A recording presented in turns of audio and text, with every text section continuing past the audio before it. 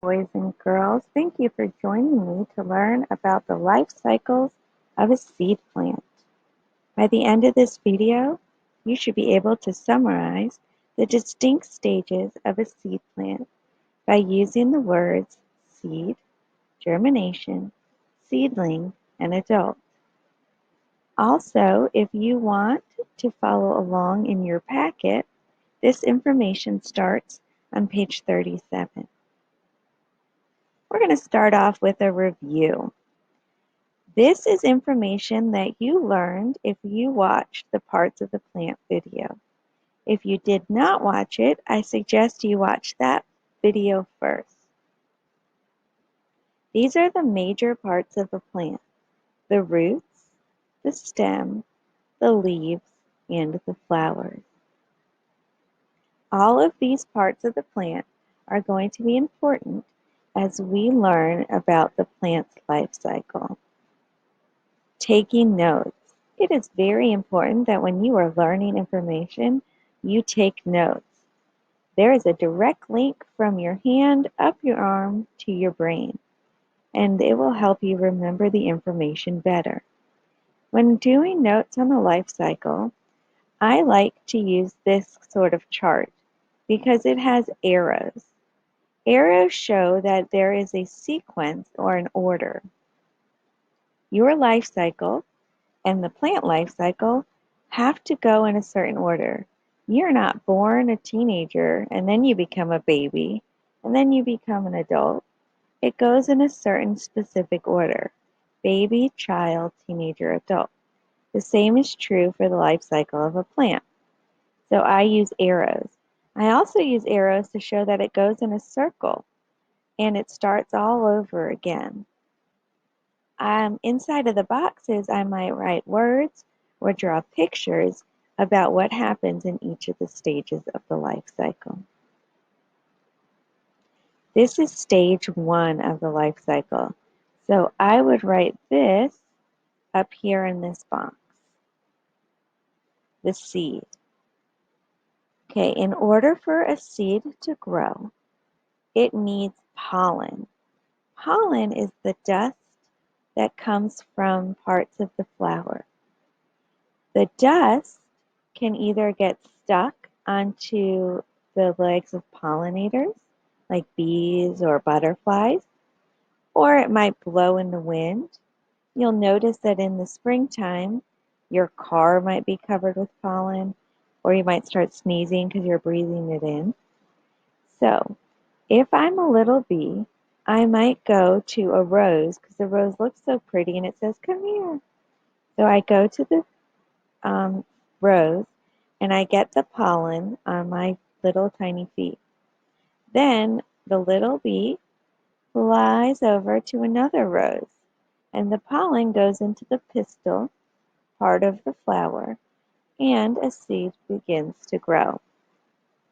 If the bee doesn't go to another rose, it goes to a lily, you're not going to get a seed. It has to be the same kind of plant.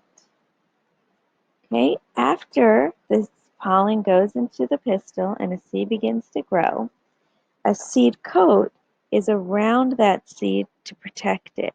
Just like you wear a raincoat to protect you from the rain, or a winter coat to protect you from the cold, a seed has a protective coat around it. The seeds might fall to the ground in autumn when the leaves start to fall, or it might be inside of a fruit and an animal picks the fruit, or the wind might blow and the seed might fall off the tree. The seeds need warmth, soil, and water to grow. These things usually happen in the springtime. So in the autumn, the seeds might be falling to the ground, and in the springtime, the sun starts coming out and it starts to get warmer, and the rain comes because April showers bring May flowers. So the seeds might begin to grow, which leads us to stage 2.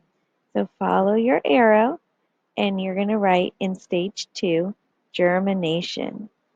Germination is when the root pushes out of the seed plant, but it hasn't gone above the soil yet. Okay, you can see in these pictures from Pixabay that the roots start to grow down. Remember, they grow down into the soil to get those nutrients in that water. Here are some images of the roots going down into the soil. This is the germination. This first image is the germination, when the root begins to go down into the soil. And out pops the stem, the sprout. When the stem pops out and the leaves begin to grow, it leads you to stage 3, the seedling. I realize that my slide says 2. I'm going to pause the video and fix that. Okay, so this is stage 3. This comes after the germination. The roots grow first from the seed in the germination, and then the stem grows and little leaves begin to grow. The seedling looks like a small version of the tree. If you look at the seedlings, you see that there aren't very many leaves on it, and the stem or the sprout is much, much thinner than it is in an adult plant. These seedlings will get the sunlight that they need for the warmth and for the leaves to make food for the plant. They'll get more roots to suck up more nutrients and more water from the soil, and then they will begin to grow.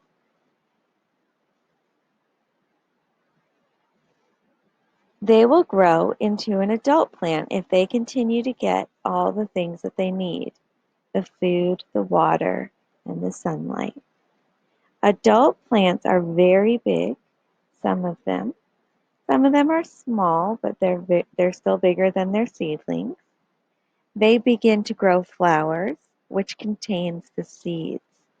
So the flower part of the plant is the part that attracts those pollinators. And remember